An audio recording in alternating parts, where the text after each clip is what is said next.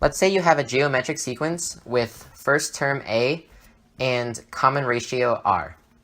So it would be a plus a times r to the first plus a times r to the second plus until you get to your nth term.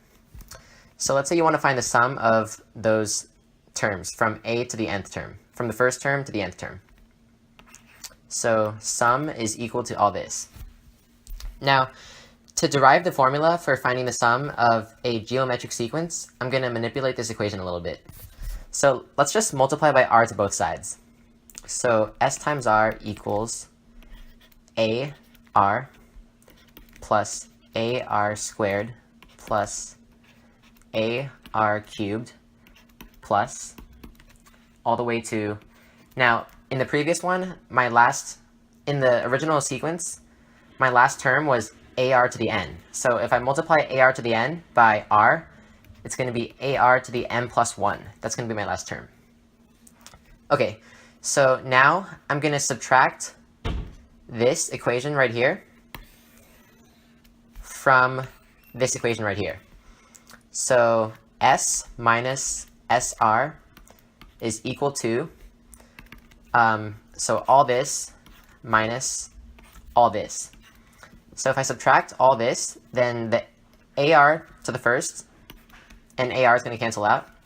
This will cancel out, and everything will keep canceling out, including ar to the n and ar to the n here, until you get a minus ar to the n plus 1.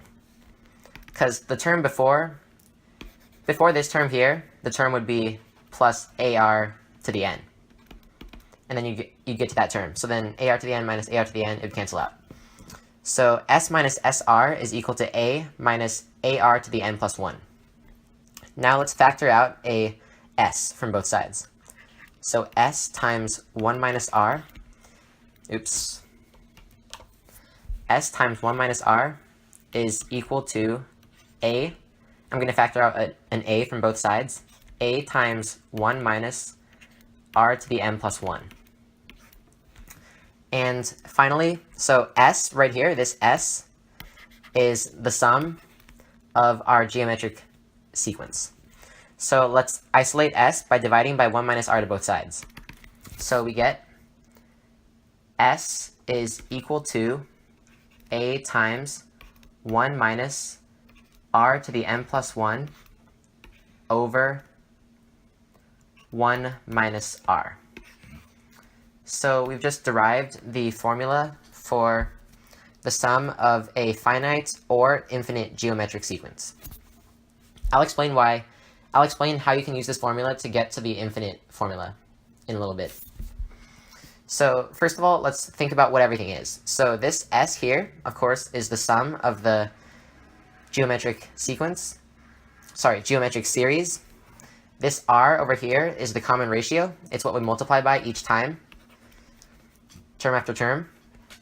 And this n plus 1 here is the number of terms in the geometric series. Because if you think about it, this is the first term, right? First term is a, and then a times r to the first would be your second term. A times r to the second would be your third term. So as you can see, if it's ar to the second, then 2 plus 1 is 3, so it's your third term. So a times r to the n would be your n plus 1th term. So n plus 1 is basically the number of terms in the sequence. Okay, so let's just do an example just to get it clear. So sum is equal to, this is the formula that we just derived, a times 1 minus r to the n plus 1 over 1 minus r. And this n plus 1 here is number of terms in the geometric series. And a is the first term, and s is the sum. And r is the common ratio. Okay, so let's just do an example. let's say my first term, my geometric series goes like this. 2, 1, 0.5, 0.25. So we're going to use the formula to figure out the sum of this geometric series. And okay, so the first term is a. So a is equal to 2. So the sum is equal to 2, which is the first term, times 1 minus r to the n plus 1. So r is the common ratio. What are we dividing by each time? We're dividing by 2, because 1 over 2 equals 2, 0.5 over 1, oh, sorry. Yeah, we're dividing by 2, so we're multiplying by 1/2. So yeah, 1 over 2 is 0.5, so every term we're multiplying by 0.5.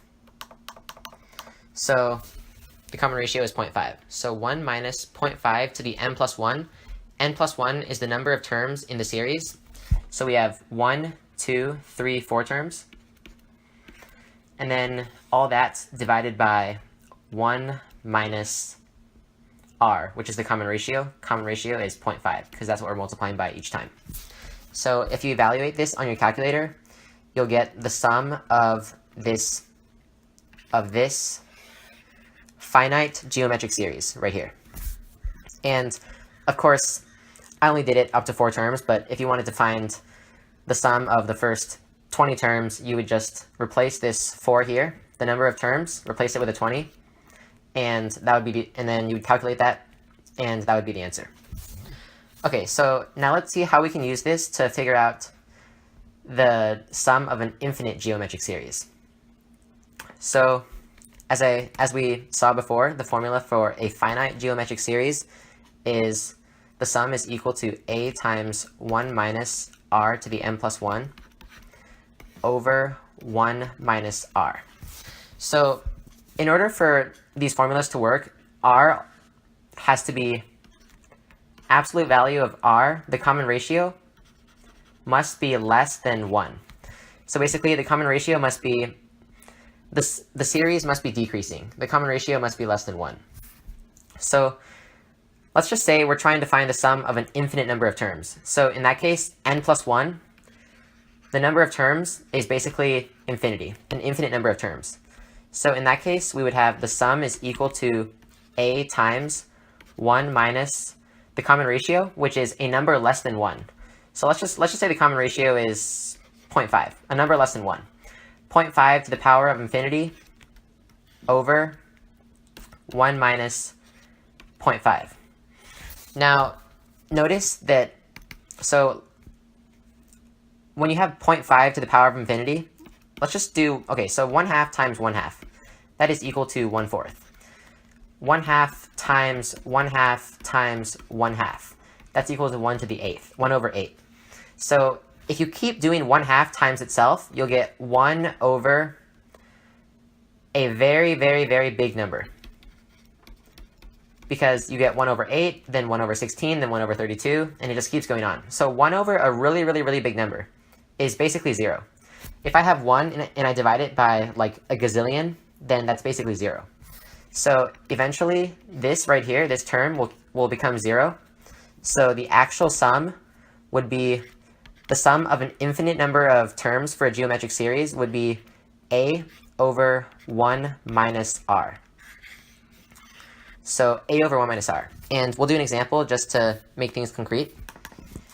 So let's say I have a geometric series, which is 2, same one as before, 1, 0.5, 0.25, and it just goes on and on and on.